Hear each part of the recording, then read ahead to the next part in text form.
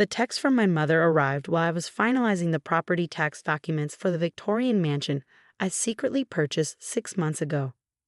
Emma, your sister needs space this party. She's still adjusting to her new home. Maybe next year. My name is Emma Sullivan, and at 34, I had just spent the last year anonymously buying and renovating my parents' dream home. A gorgeous Victorian mansion they'd always talked about but never could afford. The irony? They were living in it now, thinking my younger sister Alexandra had somehow managed to buy it for them. I stared at the property tax bill in my hand, due to arrive at the mansion tomorrow. It was addressed to the actual owner, me. For 6 months, I'd watched from afar as my sister took credit for my hard work, basking in our parents' endless praise and gratitude. Alexandra is so successful. They gush to anyone who would listen. Look at what she's achieved at only 28. What they didn't know was that Alexandra hadn't achieved anything. She was barely making ends meet as a part-time yoga instructor, living off our parents' constant financial support. The house purchase, the extensive renovations, the new furniture, it had all come from me, the daughter they always overlooked. I'd done it anonymously through a property management company, planning to surprise them all at party. I thought it would finally be the moment they saw me, really saw me, not just as the reliable older daughter who could help with bills but never quite measured up to Alexandra's charisma.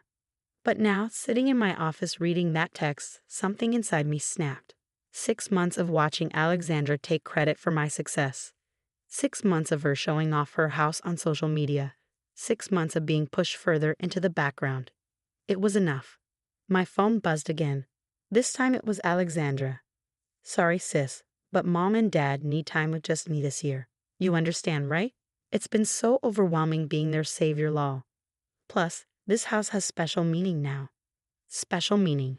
Right. I picked up my office phone and called Thomas, my property manager. Send the tax bill to the house tomorrow as planned, I said, my voice steady. And prepare the ownership disclosure documents we discussed. Are you sure? Thomas asked. Once we do this, I'm sure, I replied. It's time they learned the truth. I thought back to last year, when I'd first seen the Victorian mansion listed for sale. It was the exact house my parents had dreamed about since I was little. They'd drive by it every Sunday after church, imagining what it would be like to live there. But with Dad's teaching salary and Mom's part-time work at the library, it had always been just out of reach. I'd made it my mission to buy it for them. After 15 years of careful investing and building my own software company, I could finally afford it.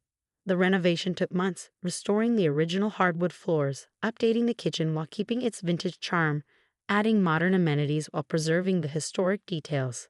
I planned to surprise them all at party, imagining their joy when they learned their dream home had come from me, not Alexandra. But my sister had somehow discovered the house was being prepared for them. Before I could reveal anything, she swooped in and took credit for the entire thing. Our parents were ecstatic, of course. Alexandra, their precious youngest, had achieved the impossible. They never once questioned how a yoga instructor could afford $1 million home. They never wondered about the extensive renovations or the new furniture. They simply accepted that their golden child had performed another miracle. I'd stayed quiet, telling myself the truth would come out at party. But now they were excluding me from the very home I bought for them. My phone buzzed one more time. Dad, this time. Emma, don't be difficult about this. Your sister has done so much for us. The least you can do is give her this time with us. Maybe focus on your work instead. That's what you're good at. That's what you're good at. The words echoed in my head, years of similar dismissals flooding back. When I made valedictorian, that's nice, dear, but did you hear Alexandra made the cheerleading squad? When I started my company, well, at least you have something to focus on while Alexandra travels and finds herself. I looked at the property tax bill again, then at the folder Thomas had prepared months ago. Inside was every document proving my ownership, every transaction, every renovation receipt. Tomorrow it would all come out. It's time, I whispered to myself, tucking the folder into my briefcase. Tomorrow they would learn that their perfect party in their dream home had been orchestrated by the daughter they always overlooked. Tomorrow they would understand exactly what I was good at.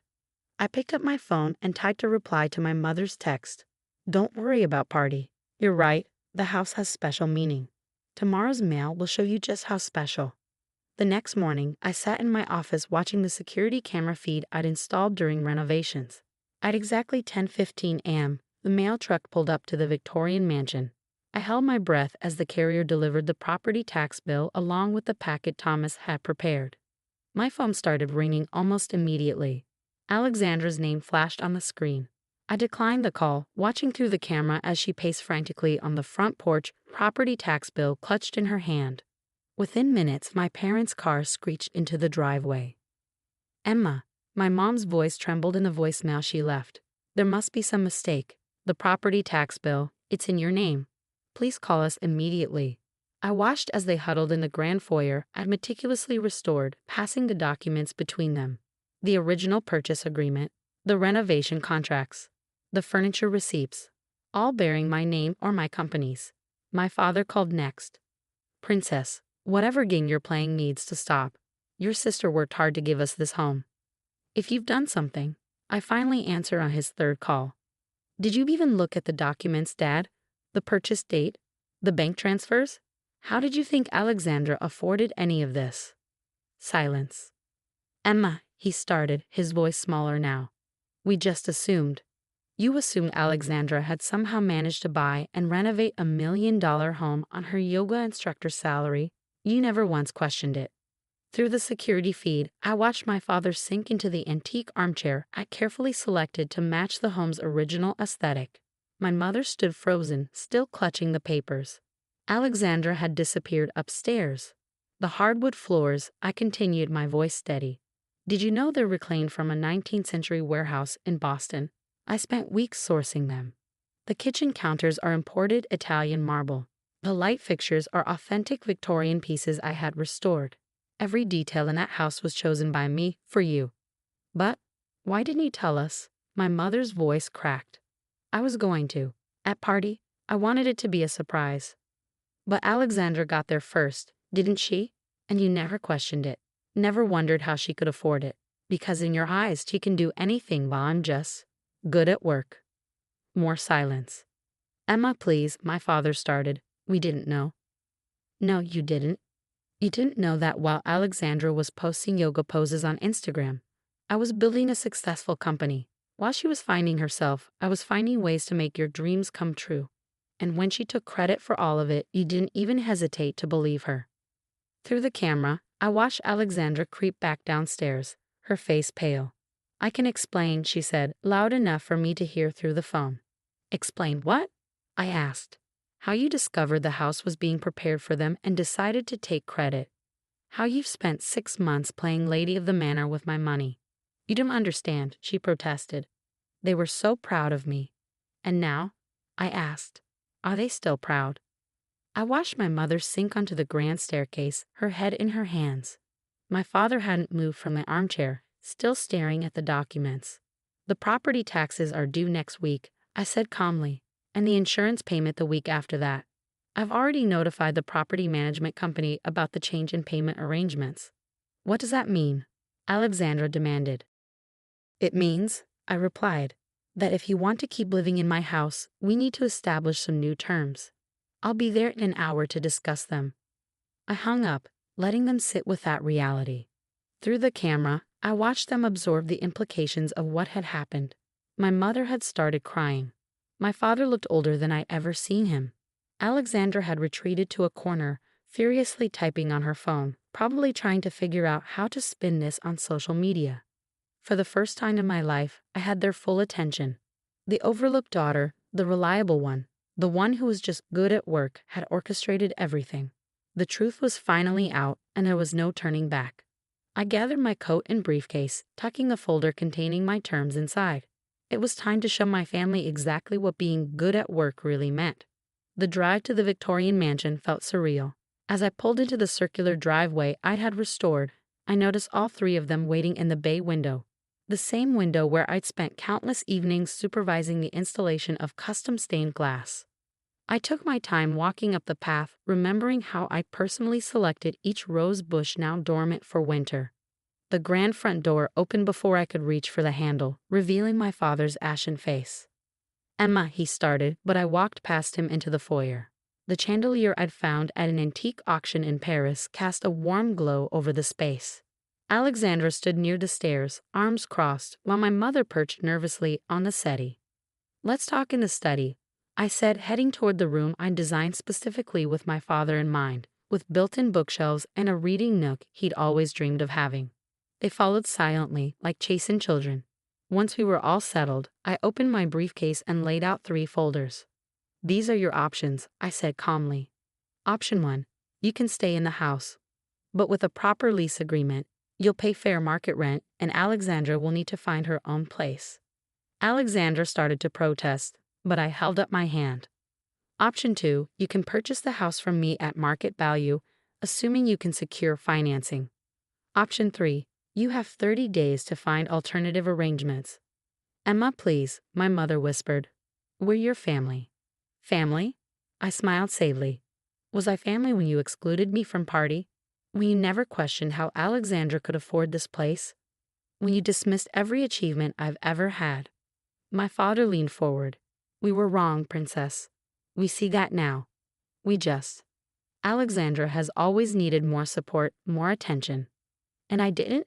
I interrupted. "I needed my parents too. I wanted your approval, your attention, your pride. But I learned to live without it. I built my own success while you were all focused on Alexandra's latest adventure." Alexandra suddenly burst into tears. "I just wanted them to be proud of me for once. You've always been the successful one, the smart one. This was my chance to be special." I looked at my sister, really looked at her. Behind the perfectly styled hair and yoga-toned body, I saw something I'd never noticed before: desperation. She'd spent so long being the special one, she didn't know how to be anything else. "You know what's ironic?" I said softly.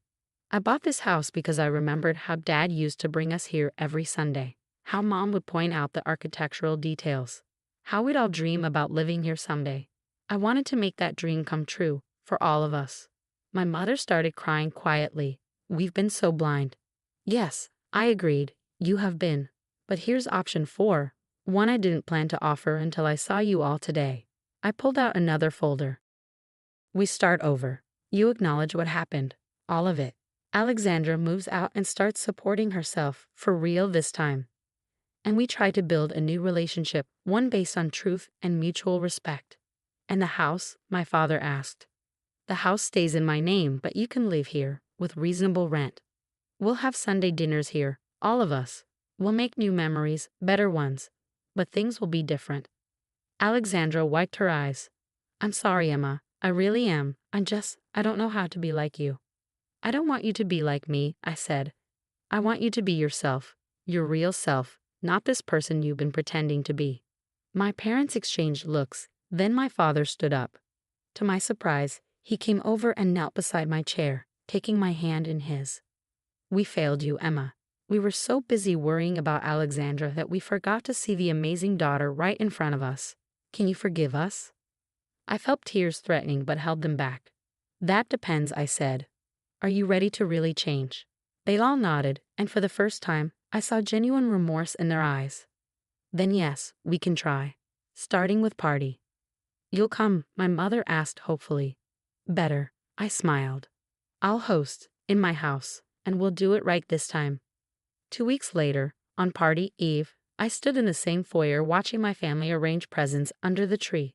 Alexandra, now living in a modest apartment and seriously pursuing her yoga teacher certification, was helping Mom hang stockings. Dad was arranging his books in the study, occasionally calling out to share an interesting passage. The house felt different now, warmer, more honest. No more pretense, no more facades. Just a family learning to see each other clearly for the first time. As I sipped my hot chocolate in the entryway, I smiled at the property tax bill still displayed prominently on the hallway table, my name clearly visible on top. Sometimes the best gifts aren't the ones wrapped in pretty paper, but the honest truths that set us free. The Victorian mansion had finally become what I'd always intended it to be, not just a house, but a home. Our home. One where every member of the family could be seen, heard, and valued